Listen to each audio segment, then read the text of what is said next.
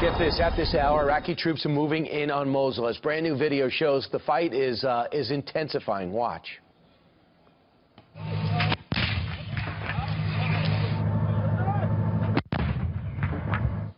Obviously at the outskirts still, coalition forces pounding the terror group to the most aggressive attack yet to retake the city. So what type of Iraq will the next president inherit when Mosul does fall? Here to help break it down is U.S. Army veteran, Fox News contributor Pete Hegseth. Pete, Ramadi and Fallujah are now in Iraqi government hands, and the president wants to get Mosul back.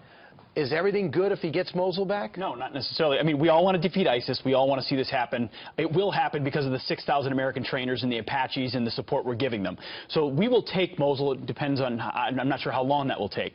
But the aftermath is what's by far the most important piece, and what hasn't been figured out at all. There's no deal for what a post-invasion plan looks like in Mosul. It's a traditional powder keg of different ethnicities. You've got the Kurds and the Turks, and then you've got the Iranians in the Baghdad government, and then the Sunnis that are supposed to hold it. It could look more chaotic afterwards because we're not sure who's actually in charge. But we have leverage, since they need our tactics, our equipment.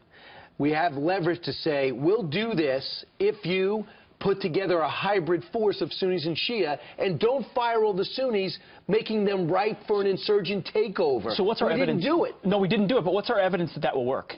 It hasn't worked before unless we've had a great deal of influence.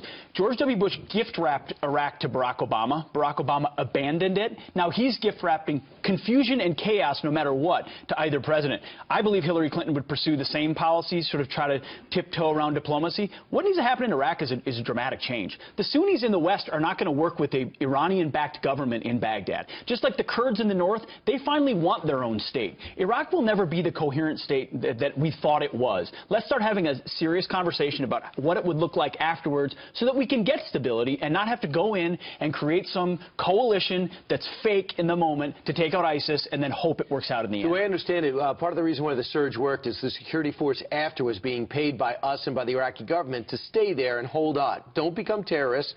Keep peace in the area. As soon as we pulled out, the Shia government goes, if you're a Sunni cop, you're fired.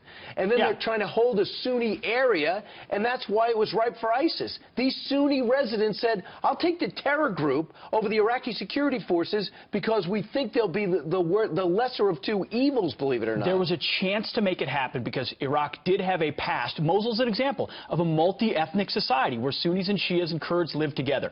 When we abandoned it militarily and then diplomatically, it didn't stay there, then the more extreme forces like Iran and the Shia militias took over, stripped payment from Sunni tribal members. ISIS was able to come back in, and that's because of the abandonment of Barack Obama and Hillary Clinton. They didn't care about Iraq. Now we have to care about it again. We'll take Mosul, but it's going to be chaos afterwards. Yeah, we're liberating it. My fear is to give it to Iran, where they have most of the influence. Yeah, who's going to hold it afterwards? We don't have any idea. All right, Pete, and you know the people that fight, and you are actually over there doing just that. Pete Hegseth, thanks so much. Thanks, Ryan.